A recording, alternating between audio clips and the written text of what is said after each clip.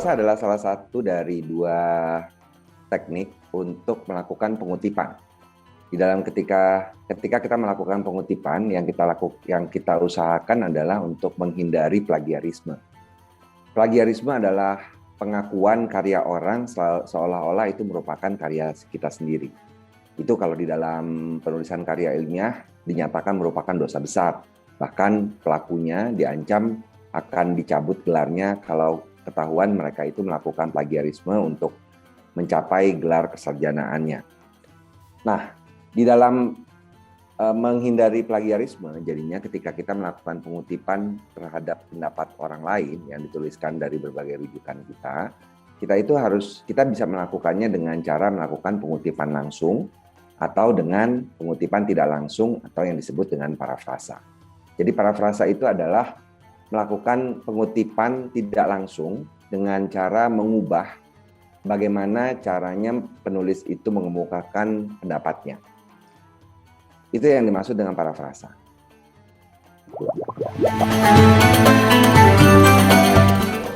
Inti utama ketika melakukan parafrasa sih sebenarnya kita memahami apa yang dinyatakan oleh pengarang atau penulis yang kita kutip, kemudian kita menyatakannya dengan kalimat sendiri. Itu inti utamanya.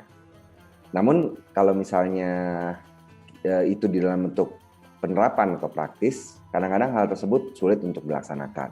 Lebih mudah untuk kita mengambil kalimatnya, lalu kita melakukan sesuatu yang secara teknis itu diizinkan, tetapi tidak mulai dengan menyatakan dengan kalimat kita sendiri. Nah, bagaimana cara melakukannya? Yang pertama, kita bisa mulai dengan bagian yang berbeda.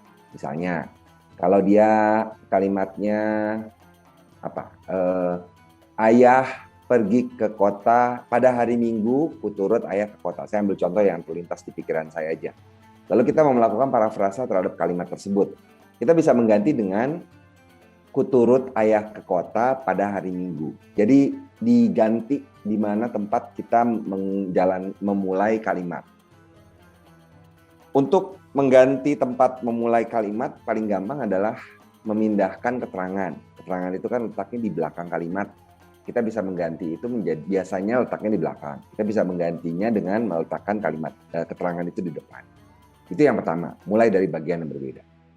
Lalu yang kedua, kita bisa ganti kata tertentu dengan sinonimnya. Misalnya,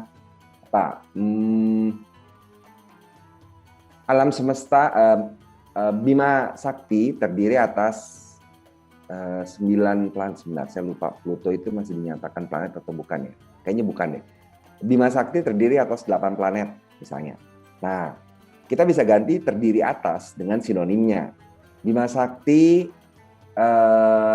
terdiri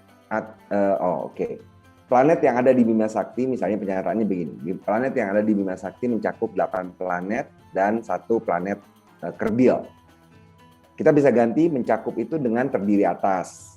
Planet yang ada di Bima Sakti terdiri atas 8 planet dan 1 planet kerdil. Itu contoh. Jadi ganti dengan sinonim. Tentu saja untuk mengganti dengan sinonim ini kita tidak bisa menggunakan atau mengganti semua kata. Ada kata-kata tertentu, misalnya tadi kan saya menggunakan kata planet. Kata planet ya susah untuk diganti karena itu merupakan suatu istilah teknis. Yang bisa kita ganti adalah kebanyakan kata-kata umum. Untuk bisa mengganti kata dengan sinonim, ya tentu saja kita perlu rujukan. Rujukan yang digunakan adalah namanya thesaurus atau kamus khusus yang menyediakan sinonim. Versi daring kamus thesaurus itu banyak. Teman-teman bisa menggunakan thesaurus Kemdikbud.go.id, itu punya Badan Bahasa. Bisa juga gunakan sinonim kata .com atau berbagai situs lain yang menurut teman-teman cukup bagus. Yang ketiga, ubah struktur kalimat. Ini mengubah struktur kalimat ini ya tadi salah satunya sebenarnya keterangan, bisa dipindah ke depan dan ke belakang. Kemudian juga kalau kita menghadapi kalimat yang memiliki kata hubungnya itu bisa dipindahkan, diganti menjadi urutannya misalnya induk kalimat dan anak kalimat. Ini juga sebenarnya cara untuk mulai dari bagian yang berbeda tadi ya. Atau kita bisa juga mengganti dari kalimat aktif menjadi kalimat pasif atau sebaliknya. Misalnya kalau ada kalimat pembahasan mencakup 2 aspek. kita bisa ganti menjadi dua aspek dicakup oleh pembahasan ini. Jadi dari tadinya mencakup menjadi dicakup. Itu adalah perubahan struktur kalimat dari aktif dan pasif. Kemudian yang terakhir adalah memecah dan menggabungkan kalimat. Jika pada awalnya kalimat sumbernya itu memiliki lebih dari satu kalimat, kita bisa gabungkan menjadi satu. Atau sebaliknya, kalau dia merupakan kalimat yang panjang, kita bisa pecah itu menjadi lebih dari satu kalimat. Ini ada satu contoh yang saya pernah kirimkan di Twitter. Ini adalah yang saya ambil dari salah satu buku yang pernah saya sunting waktu saya masih menjadi konsultan manajemen risiko.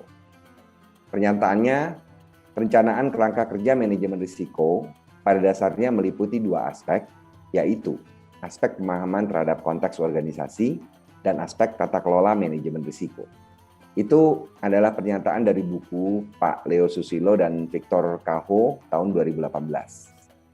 Perhatikan ketika kemudian kita melakukan parafrasa dari tadinya satu kalimat, kita bisa pecah menjadi dua kalimat, kemudian kita mulai dari bagian yang berbeda, lalu kita bisa mengganti kata dengan sinonimnya dan bisa menggabungkan, memecah kalimat tadi saya sudah sampaikan.